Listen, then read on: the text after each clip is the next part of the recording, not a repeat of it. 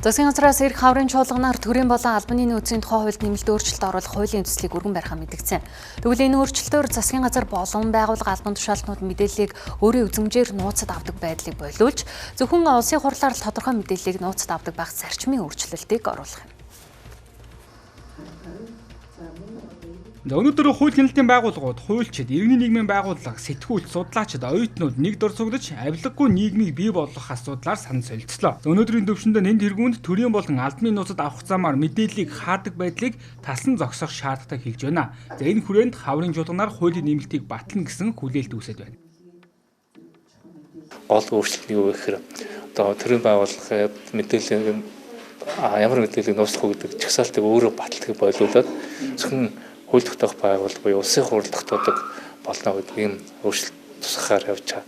Энэ өөрөө мэдээллийг дур зоргоороо нууцладаг энэ практикийг хаалгах зөвхөн яг үндэсний аюулгүй байдалтай холбоотой задрах юм бол үндэсний аюулгүй байдал шууд хорхорт авчрах гэдэг энэ агуулгатай холбоотой сүүх мэдээллийг нууцладаг болох ийм шилтэй зүйл болно гэсэн хүлээлт байна. Тэгэхээр ерөнөөсөө иргэдэд одоо ил тод нээлттэй иргэдийн хяналт байхын тулд одоо энэ замбраагүй нууцлага одоо энэ болио гэдэг ийм санаачлагыг явуулж байгаа юм байна.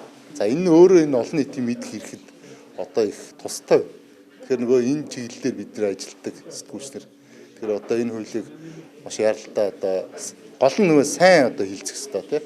Сайн хилцэж олон давхар шүүлтүүрээр хилцээд одоо батлах хэрэгтэй гэдэг байр суурьтай байна. Энийн цаана ашиг сонирхлын зөрчилтэй холбоотой асуудлууд байсан юм уу? Энийн цаана ил тод мэдээлэх болохоор тодорхой төвшөнд хүмүүст одоо даваа байдал олгосон юм тий байсан юм уу? Эсвэл тэр өгсөн мэдээлэл нь тодорхой одоо хүмүүст өгөгдсөн байсан юм уу тий гэдэг ч юм уу. Тэгэхээр энэ хийсэн дүн шилгээнүүдэд зарахад бүр ингээд салбараар нь бас нэрлсэн байл л дээ.